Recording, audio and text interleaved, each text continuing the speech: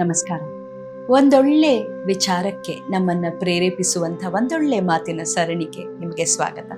ನಾನು ರೂಪಾ ಗುರುರಾಜ್. ಮನುಷ್ಯ ಜನ್ಮದ ಬೆಲೆ ಏನು?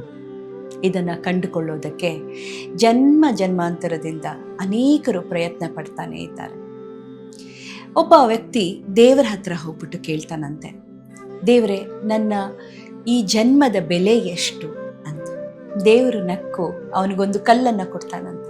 ಕೊಟ್ಬಿಟ್ಟು ಇದನ್ನು ಹೋಗಿ ಬೇರೆ ಬೇರೆ ಜಾಗದಲ್ಲಿ ತೋರಿಸಿ ಇದರ ಮೌಲ್ಯ ಏನು ಅಂತ ಕೇಳ್ಕೊಂಡು ಬಾ, ಆದರೆ ಈ ಕಲ್ಲನ್ನು ನೀನು ಯಾರಿಗೂ ಮಾರೋ ಹಾಗಿಲ್ಲ ಅಂತ ಹೇಳ್ತಾರೆ.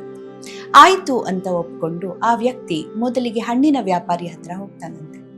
ಈ ಕಲ್ಲಿನ ಬೆಲೆ ಏನು ಗೊತ್ತಾ ಅಂತ ಹೇಳಿದಾಗ ಆ ವ್ಯಕ್ತಿ ಅದನ್ನು ನೋಡಿ, ಈ ಕಲ್ಲನ್ನು ತಗೊಂಡು ನಾನು ನಿನಗೆ 1 kg ಹಣ್ಣನ್ನು ಕೊಡ್ತೇನೆ ಅಂತ ಹೇಳ್ತಾನಂತೆ.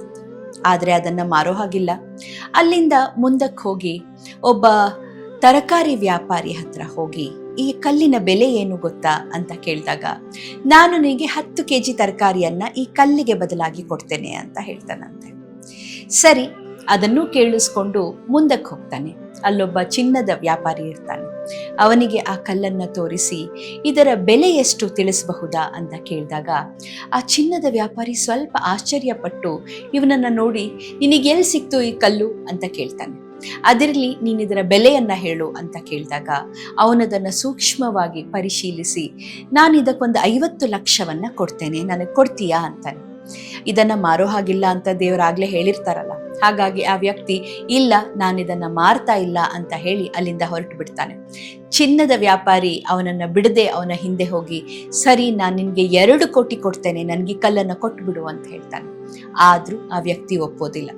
ಮುಂದೆ ಒಬ್ಬ ವಜ್ರದ ವ್ಯಾಪಾರಿ ಹತ್ರ ಹೋಗಿ ಈ ಕಲ್ಲಿನ ಬೆಲೆಯನ್ನು ನಿಗದಿಪಡಿಸ್ಬೋದಾ ಅಂತ ಕೇಳಿದಾಗ ಆ ವಜ್ರದ ವ್ಯಾಪಾರಿ ಕಲ್ಲನ್ನು ಸೂಕ್ಷ್ಮವಾಗಿ ಪರೀಕ್ಷಿಸಿ ಹೇಳ್ತಾನಂತೆ, ನಾನಲ್ಲ, ನನ್ನ ಇಡೀ ಆಸ್ತಿಯನ್ನ ಮಾರಿಕೊಂಡು ನನ್ನ ಸಂಬಂಧಿಕರೆಲ್ಲರ ಆಸ್ತಿಯನ್ನ ಮಾರಿದ್ರು ಕೂಡ ಈ ಕಲ್ಲಿಗೆ ಬೆಲೆ ಕಟ್ಟೋದಕ್ಕೆ ಸಾಧ್ಯ ಇಲ್ಲ.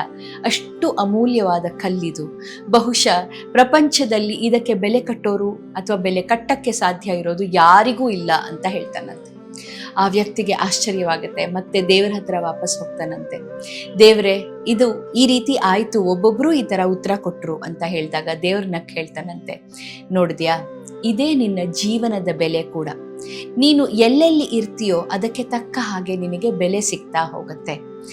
ಹಾಗೆ ಜನರು ಕೂಡ ಅದಕ್ಕೆ ಬೆಲೆಯನ್ನ ಕಟ್ತಾ ಹೋಗ್ತಾರೆ. ನಾವು ಮಾನಸಿಕವಾಗಿ, ಬೌದ್ಧಿಕವಾಗಿ ಹೇಗೆ ಬೆಳೀತಾ ಹೋಗ್ತೇವೋ, ನಮಗೆ ನಮ್ಮ ಜೀವನದ ಅರ್ಥ ಎಷ್ಟು ಗೊತ್ತಾಗ್ತಾ ಹೋಗುತ್ತೋ ಆ ಜೀವನದ ಮೌಲ್ಯ ಕೂಡ ಜಾಸ್ತಿ ಆಗ್ತಾ ಹೋಗುತ್ತೆ. ಹಾಗಾಗಿ ದಾಸರು ಹೇಳಿದ್ದು, ಮಾನವ ಜನ್ಮ ದೊಡ್ಡದು, ಇದ ಹಾಳು ಮಾಡದಿರಿ ಹುಚ್ಚಪ್ಪಗಳಿರ ಅಂತ. ನಾವು ನಮ್ಮ ಜೀವನವನ್ನು ಹೆಚ್ಚು ಅರ್ಥಪೂರ್ಣವಾಗಿ ಬದುಕಿದಷ್ಟು, ನಮ್ಮ ಗುರಿಯನ್ನು ಕಂಡುಕೊಳ್ತಾ ಅದನ್ನು ಸಾಧಿಸಿದಷ್ಟು ನಮ್ಮ ಜೀವನದ ಮೌಲ್ಯ ಹೆಚ್ಚಾಗ್ತಾನೇ ಹೋಗುತ್ತೆ. ಅದೇ ನಾವು ನಮ್ಮ ಗುರಿಯನ್ನು ಮರೆತು ನಮ್ಮದೇ ಗೊಂದಲಗಳಲ್ಲಿ ಕಳೆದು ಹೋಗಿ ಖಿನ್ನತೆಗೆ ಜಾರತಾ ಒಂದು ಉಡಾಫೆಯಿಂದ ಬದುಕಿದಾಗ ಅದೇ ಜೀವನಕ್ಕೆ ಯಾವುದೇ ಬೆಲೆ ಇರೋದಿಲ್ಲ. ಈಗ ನೀವೇ ನಿರ್ಧಾರ ಮಾಡಿ, ನಿಮ್ಮ ಜೀವನಕ್ಕೆ ಅದೆಷ್ಟೊಂದು ಬೆಲೆ ಇದೆ ಅಲ್ವಾ?